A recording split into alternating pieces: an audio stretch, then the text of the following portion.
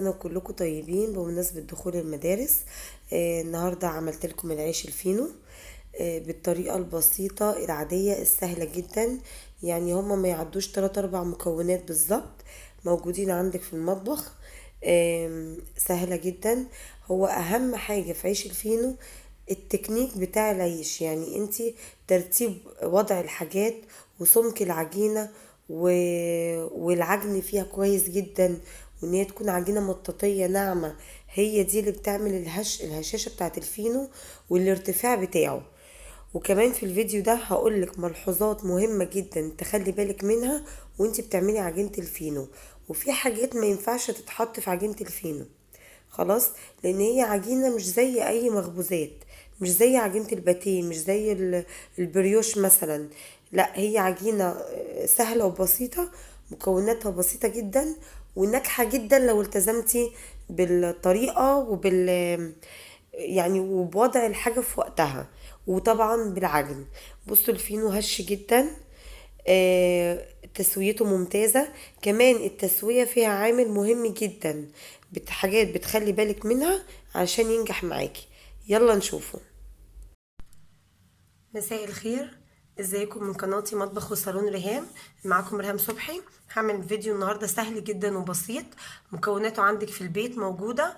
هعمل الفينو اللي هو بتاع الافران العادي جدا، تقدري تعمليه فينو كايزر، هي نفس العجينه واحده يعني. بتعمليه واول ما بيستوي بتشيليه في الفريزر، بتطلعي كل يوم على قد ما اولادك هتعمل لهم السندوتشات. بصوا بقى، عشان اعمل الفينو محتاجين خميرة. دي خميرة بيرة، اللي هي الخميرة اللي هي دي، اللي هي في الأفران في فرن الفينو.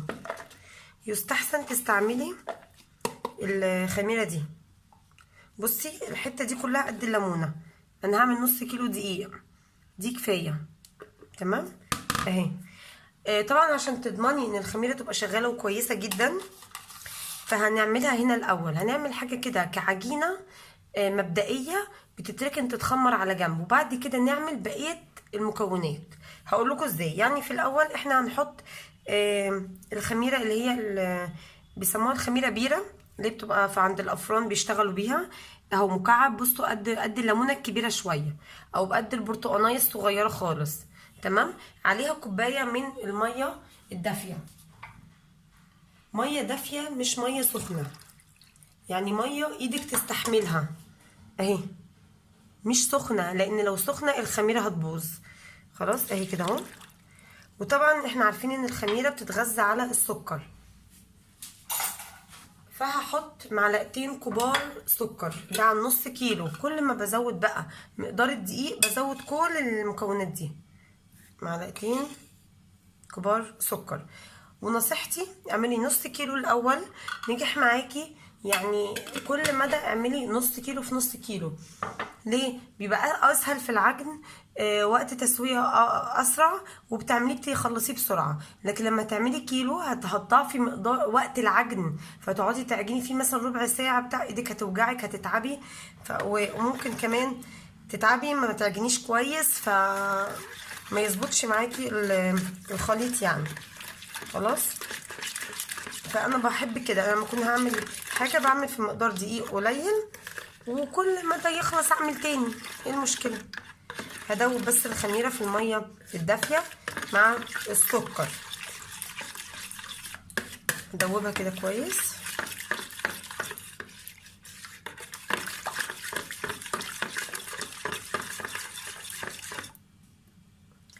هجيب بقى هعاير كوبايه دقيق، كوبايه واحده. دي المعيار اللي هو بتاع الكوبايه، اللي هو نفس معيار الكوبايه العاديه الازاز. هاخد كوبايه من الدقيق،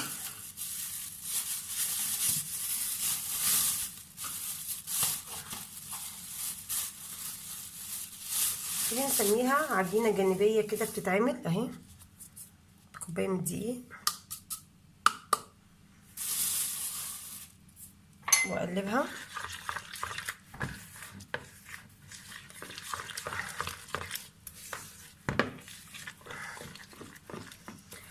الخليط ده هقلبها، اغطيه واسيبه على جنب مفيش ربع ساعة او نص ساعة حسب درجة المطبخ الحرارة اللي فيه. هتخمر. لما تخمر هنكمل بقية المكونات بتاعتنا. تبتدي بس تخمر وتشتغل الخميرة، مش لازم تخمر قوي يعني، احنا لسه هنخمرها. تبتدي بس تحس ان الخميرة اشتغلت كده وعملت. هوريكم شكلها يعني.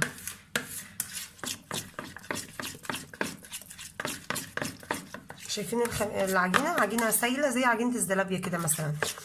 مش هي دي عجينة الفينو، احنا دي عجينة بنعملها الاول عشان بننشط فيها الخميرة، وبعد كده هنحط بقية المكونات بتاعة العيش الفينو ونعجنه مع بعض. لسه خلاص كده هنسيبه على جنب.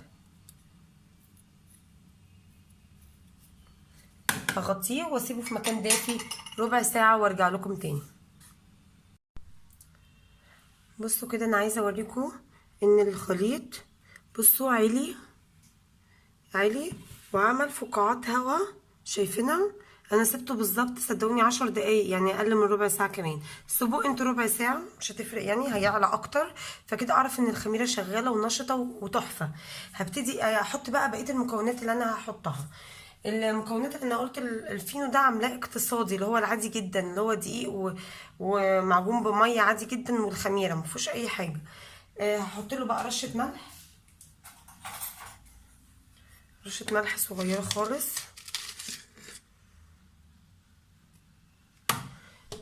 في ناس بتحط مع المعجنات بيكنج باودر وخميره، وانا بعمل كده. ممكن اعمل كده في عيش الكايزر، ممكن اعمل كده في البريوش، ممكن اعمل كده في اي مخبوزات. بس عيش الفينو لو حطيتي فيه بيكنج باودر، حطيتي فيه خل، هيفرش، مش هيطلع عالي، مش هيعلى. فاحنا عايزينه يعلى، فيبقى مش هحط له لا بيكنج باودر ولا خل. خلاص يعني التزموا بالمكونات كده. بس حطيت ملح. هحط بقى كوبايتين من الدقيق، وجنبي ميه دافيه اعجن بيها. هعير بس الدقيق.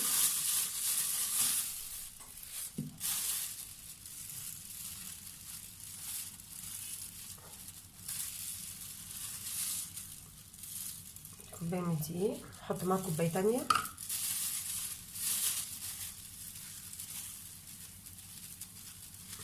طبعا احنا عارفين لما المدارس بتبتدي الافران بتبقى زحمه قد ايه، وبيبقى خناقات على العيش الفينو يعني. كوبايه تانية. هعجن جنبي بقى. طبعا ما حطيناش لسه زيت. الزيت انا كل اللي محتاجاه زيت، محتاجاه معلقتين كبار زيت على نص كيلو دقيق بس. فانا هعجن وجنبي دقيق وجنبي ميه دافيه.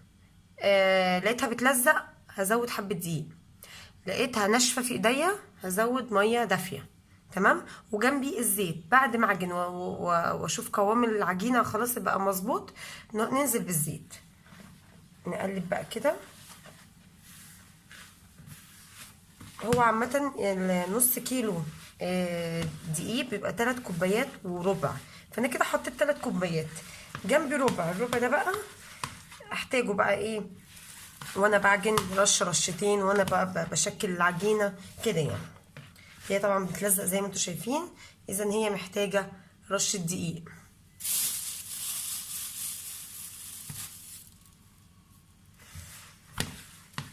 بس افضلي عجني، مش من اول ما تلزق تزودي دقيق يعني.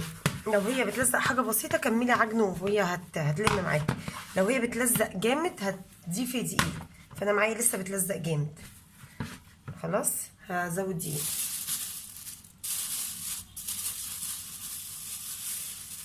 انا مش عارفه اطلع بقى من الكيس بايد واحده.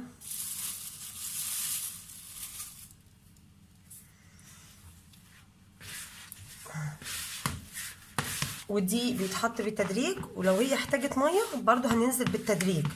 خلاص عشان الموضوع ما يوسعش منكم. واحنا حاطين خميره قد نص كيلو دقيق بس، يعني متفضليش تزودي في دقيق واحنا حاطين خميره قليله، فالعيش يطلع معاكي مش حلو او يطلع ناشف او مش خمران. خلاص خلوا بالكم دي. انا متهيألي هي كده لمت، محتاجه بس بقى عجنه عشان تبقى ناعمه. انا ممكن بس احط اعجنها كده شويه بس جوه الطبق، واحط معلقتين الزيت، وبعد كده اعجنها بره على الرخام. وريحه الخميره حلوه فيها. احط بقى معلقتين الزيت الكبار.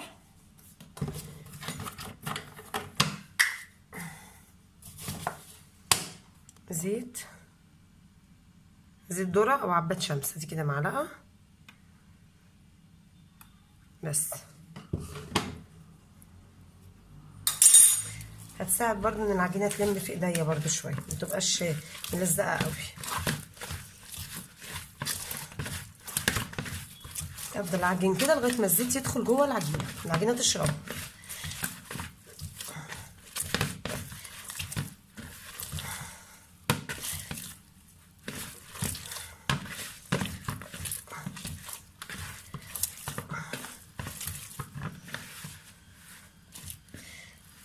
انا مش عايزه اطلع العجينه بره على الرخامه غير لما تشرب كل الزيت اللي في البوله. خلاص، عشان الزيت لسه من على الوش ولسه ما اتشربش.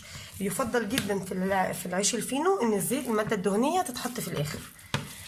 ان شاء الله بعمل لكم بعد الفيديو ده فينو اللي هو بقى المغذي، مش ده الفينو الاقتصادي اللي هو موجود في الافران. تقدري تعملي ده وتخليه عندك في الفريزر. وهعمل لكم برده الفينو اللي هو المغذي اللي هو باللبن البودره، ونعجنه باللبن. ممكن ياخد بياض، يعني هبقى اقول لكم طريقته. وممكن نحشيه برده ويتشال جاهز عندك في الفريزر بالحشو بتاعته، عشان ما تقعديش تعملي الصبح كل يوم وتحتاري ايه اللي احشيه لكم ايه النهارده والكلام ده كله. تطلعي على طول يفك ويتحط في اللانش بوكس، يبقى العيش يبقى الفينو جاهز والحشو بتاعه من جوه. بصوا اهي ابتدت تشرب الزيت خلاص، بتلزق حاجه بسيطه. انا عايزاها تلزق حاجه بسيطه كده، مش عايزاها ناشفه. لو العجينه منك ناشفه مش ناعمه هيطلع الفينو ناشف او مش هيطلع طري. احنا عايزينه عجينه طريه كده. هي لمت خلاص الزيت اهي. هجيب بقى افرد انضف الرخامه وارجع لكم. كده انا حطيت المفرش ده مخصص للعجن، ده مفرش سيليكون. ابتدي بقى امسك العجينه زي ما انتم شايفينها، ابتدي اعمل كده بقى، اعجن فيها بالمنظر ده. وبرده جنبك حبه دقيق وجنبك ميه، عشان لو لقيتيها بصي بتلزق لسه حاجه بسيطه. هحط رشه دقيق، انا مش عايزاها تبقى ملزقه قوي كده في ايديا، تلزيقه خفيفه اهو. افضلي اعملي كده كده.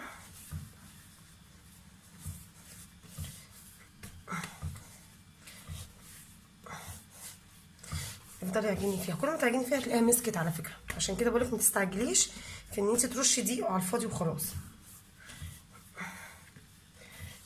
انا بقى هفضل اعجن فيها كده، انا مش هحط دقيق تاني.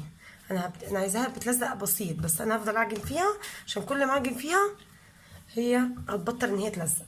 بس عايزه اقول لكم القوام بتاعها طري جدا جدا. كل ما تلاقي العجينه طريه في ايدك تعرفي ان المخبوزات بتاعتك والفينو هيطلع طري قوي. بصوا هي ملزقه بسيط مش مشكله عادي، بس بصوا طريه ازاي. بس انا عايزاها بقى ناعمه، هي لسه مبقتش ناعمه. هعجن فيها لغايه ما تبقى ناعمه. بصوا عايزه اوريكم ملمس العجينه، انا ما ضفتلهاش حاجه تاني. بصوا ملمسها هي خلاص مش بتلزق حاجه بسيطه خالص. بصوا ملمس العجينه ناعم وابيض، العجينه بقت فاتحه وبيضه. دي هحطها في الطبق اللي عجنت فيه كده، وتتغطى وتتحط في مكان دافي، هتختمر لمده ساعه. خلاص ممكن ساعه الا ربع، بس هنسيبها ساعه لغايه ما تعلى. لما تعلى ارجع لكم تاني. بصوا كده الخميره قعدت بالظبط ساعه او ساعه الا ربع. بصوا اختمرت وعليت ازاي. تعالوا دلوقتي نشكلها. بتجهزي الصينيه عندك اللي هترصي فيها الفينو، بتدينيها طبقه زيت خفيفه. لو هي غير لاصقه زي الالومنيوم والستانلس والحاجات دي حطي ورقه زبده. لو هي غير لاصقه عادي جدا يبقى هتدهنيها دهنه زيت خفيفه، ونشكل على طول الفينو. خليكوا كده معايا. دلوقتي هشكل الفينو اللي عندي. دلوقتي بقى هنشكل الفينو بتاعنا. طبعا هاخد اقسم العجينه كده على كور، ننزلها هنا كده، او ممكن اخد منها كور كده. احاول اخليها كور قد بعض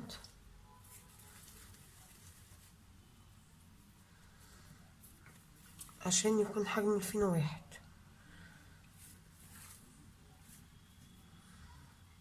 شايفين اصلا العجينه معايا طريه جدا.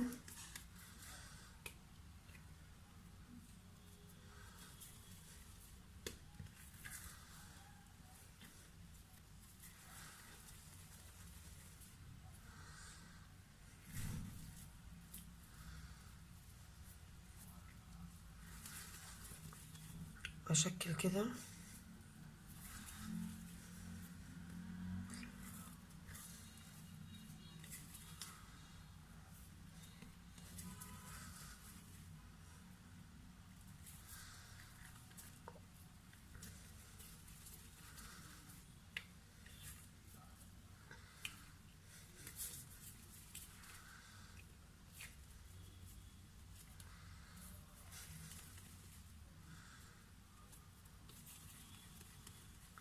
كده احاول انها الكور تكون بقدر الامكان قد بعض.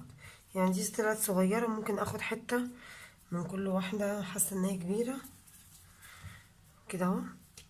من اول واحده بقى ابتديت بيها هفردها كده.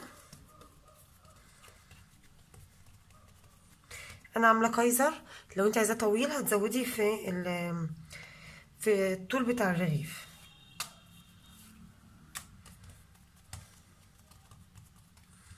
حاولي ان انت تفرديها شكل دايره وتبرميها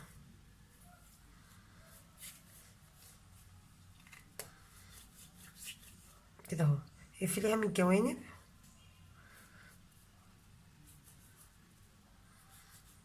بس، وحطيها في الصينيه. من بعديها ما ترقيهاش قوي، ومش محتاجين نشابه على فكره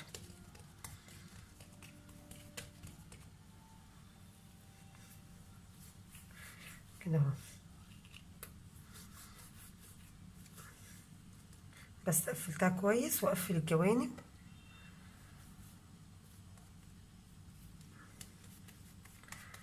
بظبطه كده بايديا بس عشان خاطر ما يبقاش الفتحه باينه من تحت او تبقى مفتوحه.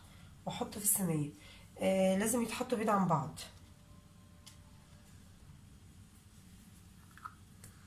طبعا لو عايزه حجمه اكبر يبقى ايه، كل كورتين تاخديهم مع بعض، او تكبري الكرة من الاول التقسيمه يعني بتاعتك.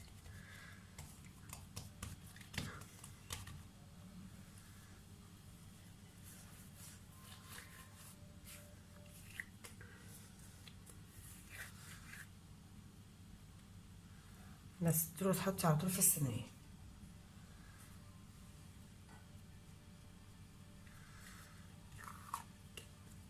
هكملهم وارجع لكم تاني.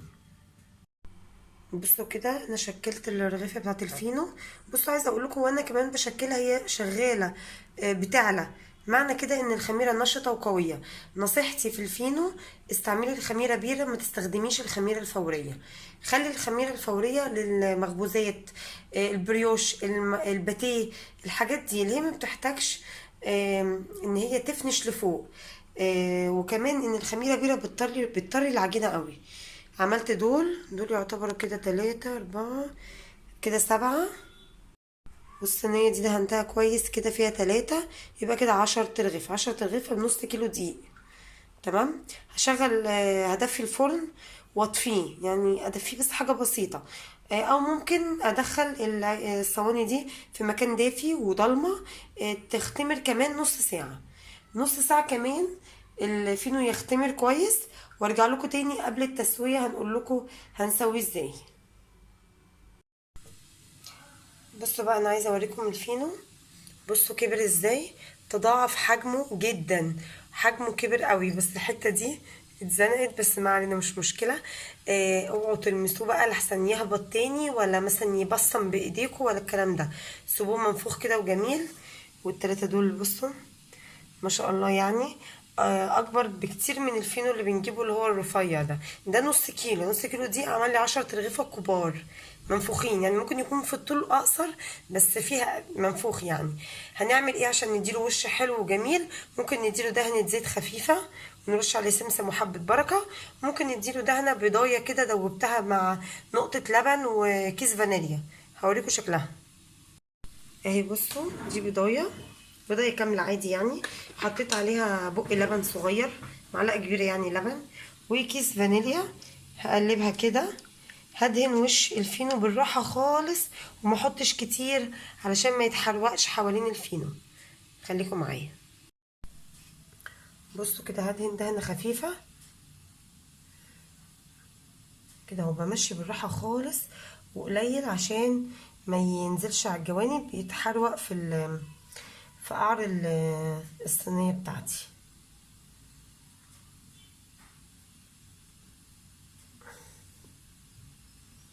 شغلت الفرن صح يسخن، نسيت اقول لكم الفرن يسخن على اعلى درجه حراره من تحت بس، مش محتاجين شوايه على فكره. هو هياخد لون جميل بسرعه قوي بالبيض، هيدي لون حلو. وكمان لو في زيت عادي جدا، لو عايزه دهنه زيت. اعلى درجه حراره عندك، الفرن شغال من تحت بس عادي. هدهن الصينيه التانيه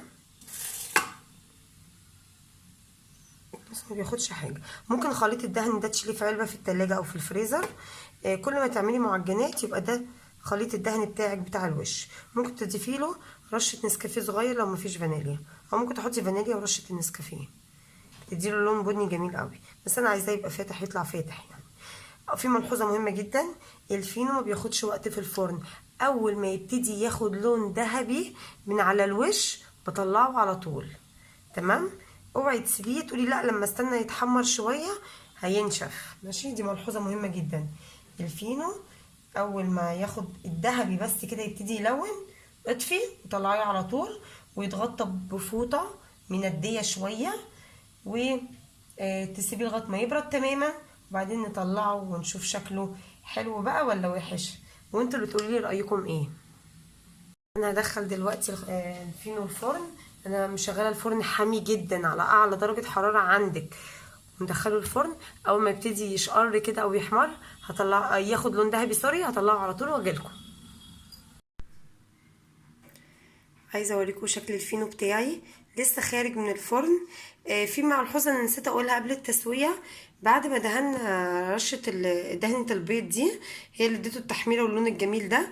كان ممكن نحط سمسم او حبه البركه، بس انا اولادي مش بيحبوه فعشان كده ما حطيتش. بس اللي بيحب يحط سمسم، حبه بركه، شوفان، اي حاجه. كده خدش وقت في الفرن. اول ما ابتدى اللون يشقر، هو طبعا لونه ذهبي بس هو الكاميرا مغمقه شويه. اول ما يبتدي اللون ده نخرجه على طول من الفرن ونغطيه بفوطه منديه. هوريكم ازاي. وده شكل التلات رغيفه، لونه هاشش وباين قوي ان هو، بصوا طري قوي. انا مش عايزه ادوس عليه عشان ما يعجنش. انا هغطيه زي ما هو كده بالفوطه المنديه وبالظبط يهدى شويه واوريهولكوا على طول. بصوا بقى الفينو انا كنت مغطياه بالفوطه المنديه دي، فوطه نظيفه طبعا، كنت مبلاها وعصراها كويس. غطيت الفينو لغايه ما هدي شويه. شكله جمال ويفتح النفس جدا، ريحته حلوه قوي قوي قوي. عايزه اوريهولكم. وعايزه اقول لكم الرغيف الواحد يعمل 2 من اللي هو الفينو بتاع الافران. لكن طبعا عجينه ولا اي حاجه، شويه دقيق وميه وخميره بس. احسن حاجه في الفينو الخميره اللي هي الخميره البيره. تاني حاجه ما ينفعش نحط بيكنج باودر ولا خل عشان العجينه ما تفرش تبقى بالعرض، لا احنا عايزينها ترتفع تعلى. خلاص. وتاني حاجه بقى يكون تعملي كده بهدوء وبروقان عشان يطلع ناجح معاكي. هتعمليه باستعجال ومش هتسيبيه يختمر كويس، مش هينجح. لازم تسيبيه براحته تماما. اول مره بنعمل العجينه الصغيره اللي هي بكوبايه الدقيق دي ونسيبها تختمر ربع ساعه، وبعد كده عشان برضو بنختبر فيها الخميره. بعد كده بعد ما بنعجن العجينه بنحط الزيت في الاخر، وبعد كده بنسيب العجينة ترتاح او تخمر ساعة كاملة. بعد كده بنشكلها الفينو، وبعد كده بنسيبها ترتاح نص ساعة في مكان لازم يكون ضلمة ودافي. بس بعد كده خلاص بندهنها دهنة المسحة البيض دي وندخلها الفرن حامي حامي جدا. ما بتكملش ربع ساعة. اول ما يبتدي يشقر ويحمر كده بتطلعيه على طول وتغطيه بفوطة مندية. وتسيبيه كده شويه ربع ساعه لغايه ما يهدى خالص. وبعد كده بتبتدي تقسميه بقى في اكياس ويتشال في الفريزر على طول، ما يتركنش لتاني يوم وبعد كده تشيليه هيفروك. لا، وهو كده خلاص قطعيه وشيليه. ما كنتوش هتاكلوا منه دلوقتي بيتشال على الفريزر على طول ويطلع قبل الفطار او يتعمل سندوتشات الصبح للاولاد. مش عايزه افكركم ان انتوا تعملوا لي لايك للفيديو، اشتراك في قناتي مطبخ وصالون ريهام، وعايزه اقول لكم باي باي، واشوفكم ان شاء الله في وصفه جديده. واعمل لكم وصفات حلوه كتير قوي للمراه العامله، او مثلا وصفات لتخزين الخضروات، او ان انت تنجزي في يوم تعملي الاكل بسرعه. ان شاء الله استنوني في فيديوهات كتير. ميرسي جدا لمتابعتكم، باي باي. عايزه اوريكم شكل الفينو بعد ما سبته برد. هو دافي مش برد قوي، بصوا يعني حاجه كده زي القطن، حاجه خطيره خطيره خطيره. يعني عايزه اقول لكم انا قررت يعني ان انا مش هشتري فينو تاني اصلا، ولا اقف على الفرن الفينو. بصوا اللون من تحت جميل، بصوا من فوق تحفه، هش قوي قوي. مش عايزه افكركم ان احنا ما نسيبهوش على الرخامه. لازم يتحط في كيس. لو انا هاكله النهارده مش هيتاكل النهارده، على الفريزر على طول في كيس. خلاص بصوا اهو، والناحيه التانية بصوا، حاجه كده وهم يعني، جميل قوي قوي قوي.